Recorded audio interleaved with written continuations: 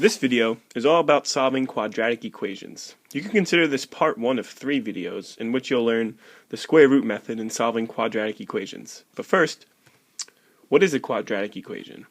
It's a function that has x squared as its highest power. So if you ever see an equation in which one of the variables doesn't even need to be x, raised to the second power, that's a quadratic equation. And once you've identified it, that's a good first step. The graph of a quadratic equation looks like a parabola, and you can see in the picture here, it kind of looks like half of a McDonald's arch. Now, I'm sure in this point in your math career, you've probably done a lot of graphing, but mostly graphing lines. So when you graph lines, the line is only going to cross the x-axis at one point. So if this line goes on forever and ever and ever, it's only going to hit the x-axis at one point. So when you solve a linear equation, there's only going to be one solution. With a parabola or a quadratic equation, you could get either 1, 2, or no solutions. So both parabolas listed there have one solution because they cross the x-axis at exactly one point. They're tangent to the x-axis. If you had a parabola like this, in which the minimum point was below the x-axis, but it was facing up, it would hit at 2 points, giving it 2 solutions. Or if you had a parabola like this, which was facing downward, and the maximum point was below the x-axis, there would be no solutions. So, one interesting thing you need to know about quadratics is that you can have 1, 2, or 0 solutions, and most often you're going to see 2 solutions.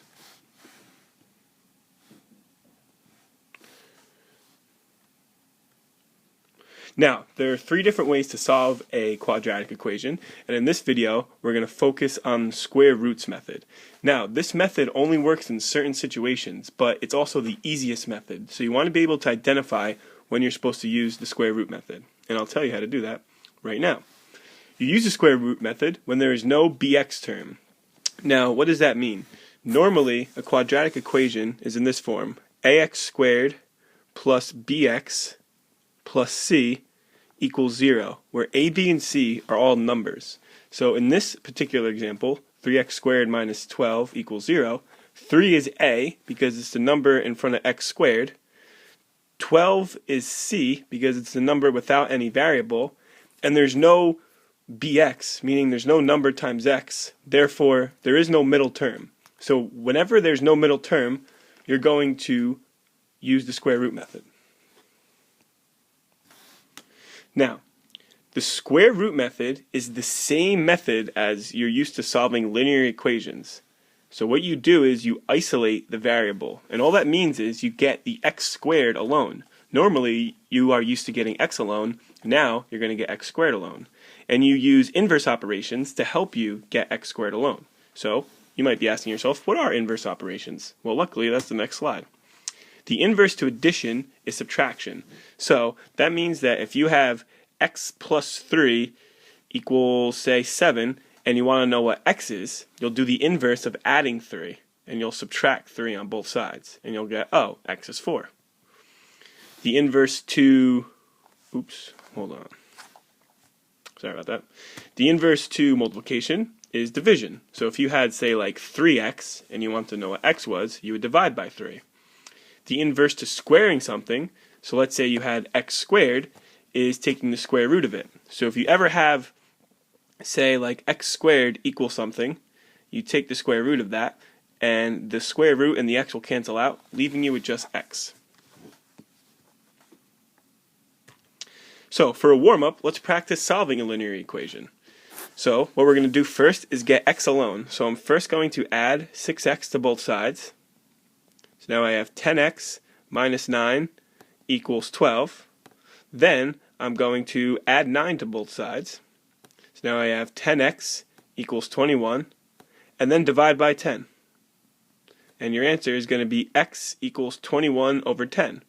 Now, if those variables were x squareds instead of x's, you would do everything the same exact way, except on the very last step, you would take the square root of both sides. So if that said x squared equals 21 over 10, your final answer would be x equals the square root of 21 over 10.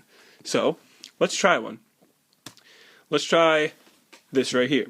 So, step 1, to get x squared alone, is you're going to do reverse PEMDAS. So normally, when you're evaluating something, you do parentheses, exponents, multiplication, division, addition, then subtraction. Now, when you want to get a variable alone, you do the reverse.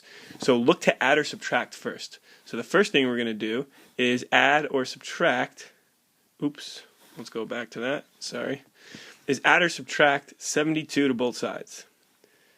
So now we have 2x squared equals 72. Now, look to multiply or divide. So, we're going to divide by 2. So we get x squared equals 36. So, to figure out what x equals, if we know what x squared is, we're going to do the inverse of squaring and take the square root. So we get x is equal to 6. But wait a minute, I mentioned earlier that quadratic equations often have two solutions. So why doesn't this have two solutions? Well, it's because I'm not done yet. It does have another solution. The other solution would be -6, because whenever you take the square root of a positive number, there will always be two answers. The square root of that number, and the positive square root of that number, and the negative square root of that number. So there's two ways that you can multiply a number by itself to get 36. Either 6 times 6 is 36, or -6 times -6 is 36. So just a little tangent real quick. If we had something like this, x squared equals -36, and we wanted to take the square root of both sides, what would x be? So pause and think about that for a second. What's a number that you can multiply by itself and get -36? Well, if you remember what I said, there are often no solutions, or sometimes no solutions with quadratics. And that occurs whenever you have to take the square root of a negative number. So that would be a case where there's no solution. So let's move on to these next two. And I want you to try these two and press pause, and then before you try them, well no, press pause first, then try them, and then hit pause again, playing the video, and I will show you how to do these. Now, for number 1, I want to give you a little hint. You want to try to get the x minus 4 in the parentheses squared alone, and then take the square root. So try that, see what happens, press play, and hopefully you got them both right. Alright, so for the first one, like I said in my hint, try to get the x minus 4 in parentheses squared alone. So to do that, let's just pretend like this isn't here for a second. And we're going to subtract 3 from both sides. So we get x minus 4 in parentheses squared equals 64. Now, since we have x minus 4 in parentheses squared, and we want to do reverse PEMDAS, right? First, we looked to add or subtract. We did that. We subtracted 3 on both sides. There's nothing to add, nothing to divide, nothing to multiply on both sides. Now, we could work with the parentheses, but exponents is before parentheses. So we want to get rid of that square first to let this x minus 4 break free from the parentheses. So we take the square root of both sides, and we get x minus 4 equals positive or negative 8. So now, you should write this as two separate equations. X minus 4 equals 8, and x minus 4 equals negative 8. So that you could just add 4 to both sides and get x equals 12, or add 4 to both sides here and get x equals negative 4. So again, two solutions. The next question was just like the first equation we did. We just want to get x squared alone and then take the square root. So to do that, I'm first going to bring x squared over to the right side.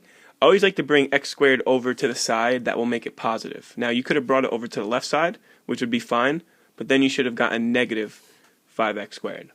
Now I want to add 31 to both sides to bring it over to the left side. So we get 45 equals 5x squared. Now let's divide both sides by 5. So we get 9 equals x squared. Take the square root of both sides, and you get your answer is x equals plus or minus 3. Alright, so that's all you need to know about the square root method. I hope it's helpful. A couple things I want to leave you off with. You don't use this all the time for every quadratic. You only use it when you see something like this, ax plus c equals 0, where there is no bx term. Oh, come on. Alright, I guess that's enough. Have a good one.